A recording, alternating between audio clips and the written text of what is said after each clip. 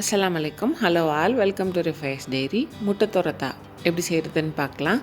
இந்த பேரை first time கேட்குறவங்களுக்கு கொஞ்சம் டிஃப்ரெண்ட்டாக தான் இருக்கும். இது எங்கள் ஊரில் செய்கிற ட்ரெடிஷ்னலான டிஷ். இதில் யூஸ் பண்ணியிருக்க இன்க்ரீடியன்ஸ்லாம் யூஸ் பண்ணி வேறு எந்த ரெசிபியும் நான் கேள்விப்பட்டதில்லை. உங்களுக்கு ஏதாவது தெரியும் அப்படின்னா அதோட பேரை கமெண்ட்டில் சொல்லுங்கள். நல்லா சாஃப்டாக முட்டை செய்திருந்தாலும் அதோட ஸ்மெல் எதுவும் இல்லாமல் டிஃப்ரெண்ட்டான ஃப்ளேவரில் இருக்கும். கண்டிப்பாக ட்ரை பண்ணி பாருங்கள் இது செய்கிறதுக்கு. நான் மெஷர்மெண்ட்ஸ் எல்லாமே ஒரே ஒரு கிளாஸில் தான் எடுத்திருக்கேன். அது 1/2 கப் வரும். இப்போ ஒரு மீடியம் சைஸில் நல்லா பழுத்த வாழைப்பழம் எடுத்து அதை நல்லா மேஷ் பண்ணிக்கணும். ஃபோர்க் வச்சு இந்த மாதிரி அழுத்தி விட்டிங்கனாலே வாழைப்பழம் நல்லா மசிஞ்சு வந்துடும்.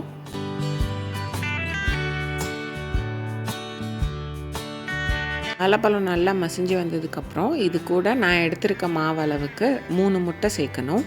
அதனால நான் ஒரு முட்டையாக உடச்சி 3 முட்டை சேர்த்துக்கிறேன். முட்டை எல்லாத்தையும் சேர்த்துட்டு இதை நல்லா பீட் பண்ணி விட்டுக்கலாம்.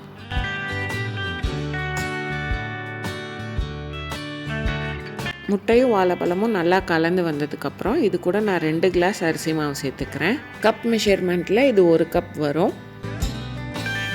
அரிசி மாவு சேர்த்துட்டு இது கூடயே ஒரு பிஞ்ச் உப்பு சேர்த்துக்கணும். இப்போ இது கூட தேங்காய் பால் எடுத்து வச்சுருக்கேன். தேங்காய் பாலை கொஞ்சம் கொஞ்சமாக சேர்த்து மிக்ஸ் பண்ணிக்கணும். நான் மொத்தமாக 2 கிளாஸ் தேங்காய் பால் எடுத்தேன். அதில் எனக்கு 1.25 கிளாஸ் தேங்காய் பால் தான் இதுக்கு தேவைப்பட்டது. நான் வறுக்காத பச்சரிசி மாவு எடுத்திருக்கேன். நீங்கள் வறுத்த பச்சரிசி மாவு எடுத்திங்கன்னா உங்களுக்கு 2 கிளாஸ் கரெக்டாக இருக்கும். ஆனாலும் கொஞ்சம் கொஞ்சமாக சேர்த்து இந்த மாதிரி மிக்ஸ் பண்ணி கரெக்ட் பண்ணிக்கிட்டிங்கன்னா உங்களுக்கு ரொம்ப தண்ணியாகிடாமல் இருக்கும். எடுத்திருந்த தேங்காய் பால்லேருந்து 1 கிளாஸ் ஃபுல்லாக ஊற்றிட்டு 2வது கிளாஸில் கொஞ்சமாக சேர்த்து இப்போ மிக்ஸ் பண்ணியிருக்கேன். இந்த தேங்காய் பாலோட அளவு கப் மெஷர்மெண்ட்டில் கரெக்டாக 1 கப் வரும். ஏன் தேங்காய் பாலை கொஞ்சம் கொஞ்சமாக சேர்த்து மிக்ஸ் பண்ணிக்கணும்னா நம்ம எடுத்திருக்க முட்டை ஒரு சில நேரம் பெருசாக இருக்கலாம் இல்லை சிறுசாக இருக்கலாம். அதுக்கேற்ற மாதிரி தண்ணியோட அளவு மாறும். அதனால தேங்காய் பாலை கொஞ்சம் பார்த்தே சேர்த்துக்கணும்.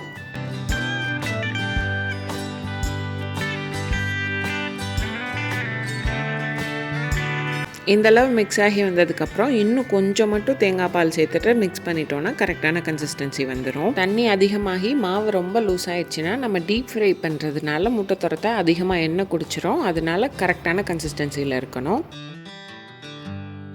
எல்லாம் ஒன்றா சேர்ந்து கலந்ததுக்கப்புறம் எடுத்து ஊற்றி பார்த்தோன்னா இந்த மாதிரி வரணும். இதுதான் கரெக்டான கன்சிஸ்டன்சி. இது ஒரு 15 நிமிஷம் அப்படியே டிஸ்டர்ப் பண்ணாமல் மூடி வச்சிடணும். 15 நிமிஷத்துக்கு அப்புறம் எண்ணெயில் போட்டு பொரிக்கிறதுக்கு முன்னாடி ஒரு 1/4 டீஸ்பூன் பேக்கிங் சோடா சேர்த்து இதை நல்லா கலந்து வச்சுக்கணும். பேக்கிங் சோடா எங்கேயும் கெட்டியாக இல்லாத மாதிரி பார்த்து நல்லா கலந்துக்கணும். இதை மிக்ஸ் பண்ணி வச்சுட்டு எண்ணெயை சூடு பண்ணணுன்னா கரெக்டாக இருக்கும். ஒரு பாத்திரத்தில் இதை பொரிக்கிறதுக்கு தேவையான அளவு எண்ணெய் எடுத்து அதை மிதமான சூட்டில் காய வச்சுக்கணும். எண்ணெய் காஞ்சதுக்கப்புறம் நம்ம கலக்கி வச்சுருக்க மாவை ஒரு குழிக்கரண்டியில் எடுத்து இதில் ஊற்றணும். மாவை ஊற்றிட்டு வெயிட் பண்ணோன்னா அதுவே கொஞ்சம் கொஞ்சமாக மேலே வந்து எண்ணெயில் மிதக்கும்.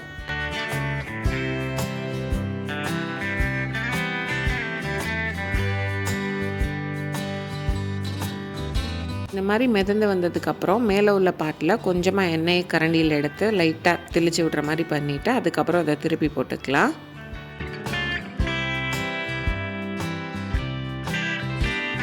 இது பொரிச்சு முடிக்கிற வரைக்கும் எண்ணெய் மிதமான சூட்டில் தான் இருக்கணும். எண்ணெய் அதிகமான சூட்டில் இருந்ததுன்னா வெளியே 2 பக்கமும் வெந்துடும், உள்ளே இருக்கிறது மாவாகவே இருக்கும். இது 2 பக்கம் நல்லா வெந்து கோல்டன் ப்ரௌன் ஆனதுக்கப்புறம் எடுத்துடலாம். நான் இதே மாதிரியே மீதம் உள்ள மாவில் இருக்கதையும் பொரித்து எடுத்துக்கிட்டேன். நான் ஃபஸ்ட் டைம் ஊற்றுறதுனால 1 கரண்டி ஊற்றினேன். அடுத்தடுத்து 2 கரண்டி 3 கரண்டின்னு ஊற்றி 2-3 போட்டு எடுத்துக்கிட்டேன். உங்களுக்கு பாத்திரம் பெருசாக இருக்குது, நீங்கள் ஒரே டைம்லேயே 4-5 பண்ணுறீங்கன்னா ஒரு இதை ஊற்றிட்டு கொஞ்சம் நேரம் வெயிட் பண்ணிவிட்டு மறுபடியும் இன்னொரு கரண்டி எடுத்து ஊற்றணும்.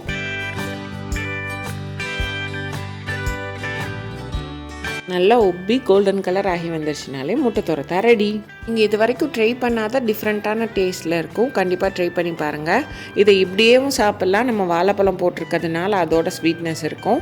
அப்படி இல்லைன்னா இது கூட கொஞ்சமாக சீனி வச்சு சாப்பிட்டுக்கோங்க. ரொம்ப சாஃப்டாக நல்ல டேஸ்ட்டாக இருக்கும். கண்டிப்பாக ட்ரை பண்ணி பாருங்கள். ட்ரை பண்ணிவிட்டு எப்படி இருந்ததுன்னு கமெண்ட்ஸில் சொல்லுங்கள். இந்த வீடியோ பிடிச்சிருந்ததுன்னா இந்த மாதிரி டிஃப்ரெண்ட்டான ரெசிபிஸ் வேணும்னா ரிஃபைஸ் டைரியை சப்ஸ்கிரைப் பண்ணிக்கோங்க.